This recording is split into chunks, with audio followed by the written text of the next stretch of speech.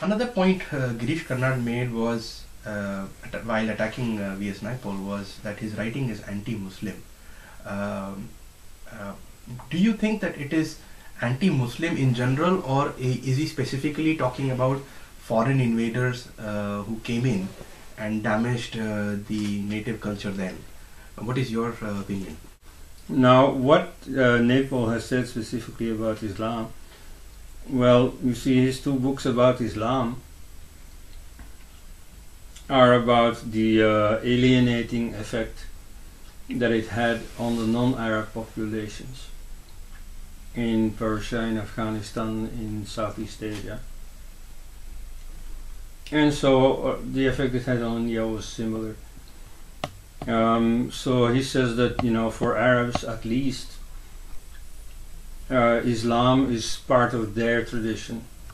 Now, of course, there I think that he should have also clearly said that the Arabs too were victims of Islam. You see, they were deprived of their pagan culture or Christian culture, and Islam came in its stead. But at least, you see, Islam glorified the Arabs, glorified the Arabic language, expanded the Arabic language to North Africa and so on. So at least, you see, the Arabs got something out of it. Whereas for the speakers of Persian, Urdu and so on, it was a loss. It was a replacement of their own roots with these fake Islamic roots. So that's mainly his message. So in the case of Indian Muslims, you have the same explanation. See, they suffer because ultimately they feel that they have to sacrifice their own roots to being Muslim. Secular narrative on Vijayanagar, the fall of Vijayanagar specifically, is based because of some decadence. What is your opinion on the final battle of Kalikota, which basically destroyed that civilization? Yes, Girish Karnad says there that V.S. Naipaul bases himself on a biased English colonial book, an account from about 1900 called The Forgotten Empire. It's a book about Vijayanagar. By Robert Seville. Now, of course, yes, of course it is based on Indian sources. So, of course, Indians themselves say it long before the British came on the scene. So it has nothing to do with the British. Now, the same thing, for instance, with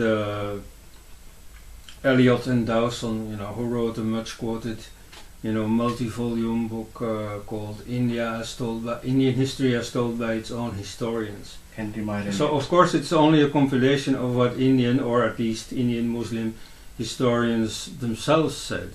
You know, it's not that they contributed.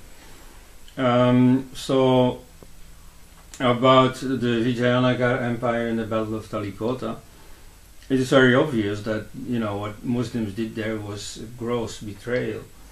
You know, what happened was that the Vijayanagar Empire, to speak in modern terms, wanted to show off its secular credentials and employed Muslims in the army. But you see, when the Muslims were faced with the choice of supporting their employer or supporting their co-religionists on the other side, they decided that they were Muslims first and Vijayanagar soldiers second. And so they turned against the Hindu Vijayanagar soldiers and fought on the Muslim side. And this is what decided the battle. And so that at any rate has happened. You know, you can discuss about the you know, Islamic elements in the court life of the Vijayanagar, but at any rate Muslims knew that this was only superficial and that ultimately their loyalty lay on the Muslim side. And so what Muslims committed there was betrayal, no doubt. And there you see V.S. Naipaul has only noted that fact, and Girish Karnad and William Dalrymple are denying that fact. Well, you see, that is of course the problem of Indian history writing. There is a very powerful school of history deniers, of negationists.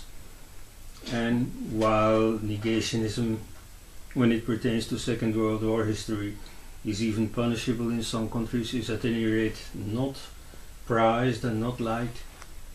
In India you have the reverse situation, where the negationists are totally in power and there is practically no opposing school.